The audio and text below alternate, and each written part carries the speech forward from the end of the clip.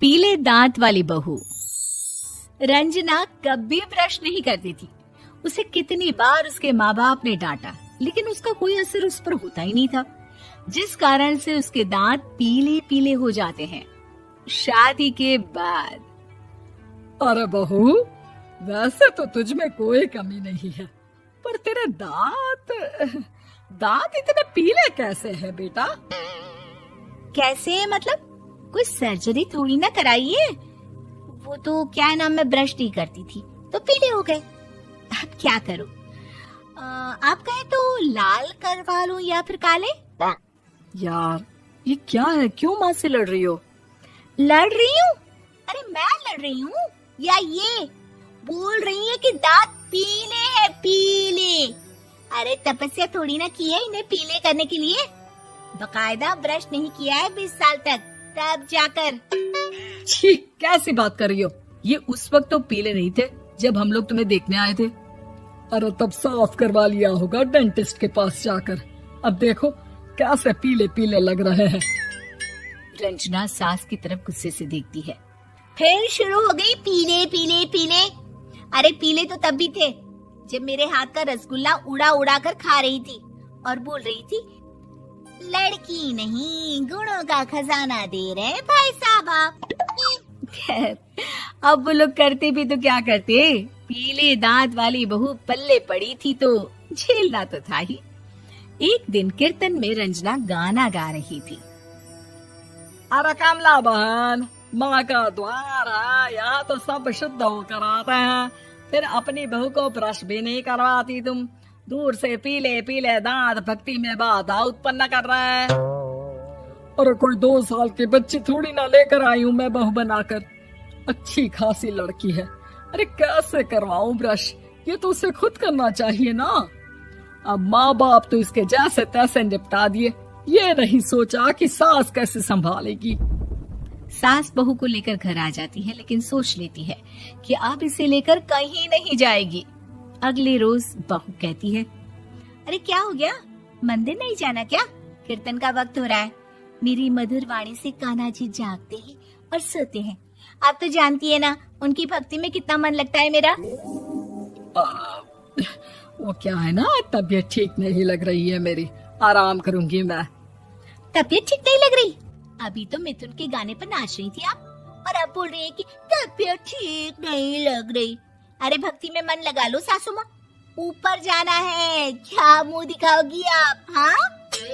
सास को बहू की बात पर गुस्सा आ जाता है। मैं क्या मुंह दिखाऊंगी, इसकी चिंता तो ना कर, समझी? अपने मुंह की चिंता कर, जो ये पीले पीले दांत लेकर हर जगह पहुंच जाती है। पता है लोग कितना मजाक बनाते हैं। ना जी ना, मैं नहीं जाना कहीं तेरे साथ। तो ये बात है, कोई ना, मत जाओ, मैं अपने कमरे में ही बैठकर भक्ति कर लूंगी। ऊपर वाला दांत थोड़ी ना देखता है, मन देखता है, भावना देखता है। और अरे बस बस, तू सब कुछ दिखा, बस ये सफेद चमकदार दांत ना दिखाना किसी को, है? जा यहाँ से। बहू को सास की बात का कोई फर्क नहीं पड़ता, वो तो जैसी थी वैसी ही रह जाती है। सुबह नहाकर किचन में खाना बनाना, फिर खाना खाना, कीर्तन भजन करना और सो जाना। एक दिन, माँ जी मैं सहेली के घर जा रही हूँ, शाम को लेट आऊंगी। हाँ हाँ तो जाना, मैंने कौन सा तेरी आरती करनी है घर पर बैठकर। रंजना सहेली के घर जाती है, जहाँ वो पार्टी में जाने की तैयारी कर रही होती है। अरे शिखा, कहाँ जाने की तैयारी कर रही है? मैं गलत वक्त पर आ गई क्या? अरे नहीं यार, उल्टा सही वक्त पर आई है। मैंने ये साड़ी और ज्वेलरी निकाली है यार, शाम को इनके ऑफिस की एक पार्टी में जाना है। बताना कैसा लग रहा है ये सब? नहीं यार, इस ड्रेस के साथ तो वो वाली ज्वेलरी अच्छी लगेगी। हाँ हाँ सही बोल रही है, मैंने ध्यान ही नहीं दिया। वैसे तो हमेशा से मस्त फैशन सेंस रखती है। तो बड़ा जाती होगी ना पति के साथ पार्टी में। रंजना कुछ नहीं बोलती, बस सोचती है कि यार काश ये बात सही हो जाती, पर मैं क्यों नहीं जाती पार्टी में? क्या इन लोगों की कोई पार्टी होती नहीं होगी? रंजना घर आती है और रात में पति से सवाल करती है, एक बात बताइए, आप मुझे किसी पार्टी में क्यों नहीं ले जाते? क्या आपकी यहाँ ऑफिस में पार्टी नहीं होती? पति बेचारा क्या कहता कि दांत पीले हैं तुम्हारे इसलिए। अरे कोई पार्टी होती नहीं हम लोगों के ऑफिस में, तो कहाँ से लेकर जाऊं? और मार्केट, मॉल, कहीं वीकेंड घूमना, कहीं तो। अरे यार, सारे हफ्ते में एक छुट्टी मिलती है, तो सोचता हूँ कि आराम ही कर लूं। क्यों? रंजना मन मार के रह जाती है। पहले कभी सास के साथ मंदिर जाया करती थी, लेकिन वो भी सास ने ले जाना बंद कर दिया। घर बैठी बैठी रंजना बोर हो जाती है। तभी उसे आइडिया आता है और वो मायके जाने का सोचती है।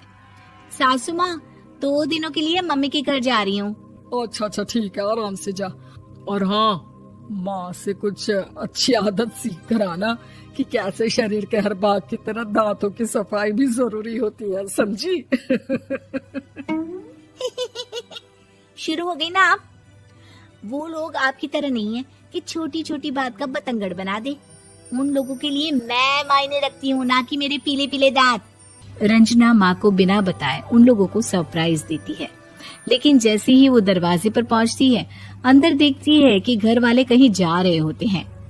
अब माँ, काश रंजना दीदी के दांतों वाली प्रॉब्लम नहीं होती, तो वो भी हम लोगों के साथ चलती ना बुआ जी की बेटी की शादी में। हाँ बेटा, लेकिन अब उसे कौन समझाए कि उसको उसके पीले दांत नहीं दिखते, लेकिन उसके आसपास के लोगों को कितना एम्बैरेसिंग फील कराते हैं। मुझे तो कितनी बार उसके स्कूल की टीचर ने शिकायत की कि उसके साथ कोई लड़की बैठना भी नहीं चाहती, और ना ही कॉलेज में कोई उससे बात करना चाहता था। लेकिन पता नहीं क्यों उसे ये बात समझ में ही नहीं आती। कोई कमी नहीं है उस लड़की में, बस यही कि दांत पीले हैं। वो तो भला हो जीजा जी और उनकी माँ का, जो दीदी को जैसी है वैसे ही रखा हुआ है। रंजना को अपने घर वालों की बात सुनकर बहुत दुख होता है। वो सोचती है कि वो क्या करे, लेकिन फिर वो सीधा डेंटिस्ट के पास जाती है, अपने दांत चमकाती है और कसम खाती है कि वो रोज ब्रश करेगी। अरे क्या हो गया? तुम तो 2 दिनों के लिए गई थी ना, पर कोई ना, अच्छा है, चलो आ गई तो। रंजना सास के सामने आकर खड़ी हो जाती है और पूरी स्माइल करती है, उसके चमकदार दांतों को दिखाती हुई। हैं? चले मंदिर? माँ, मुझे माफ कर दीजिए, मैंने आप लोगों को बहुत एम्बैरेसिंग फील करवाया। मैं आज से रोज ब्रश करूंगी।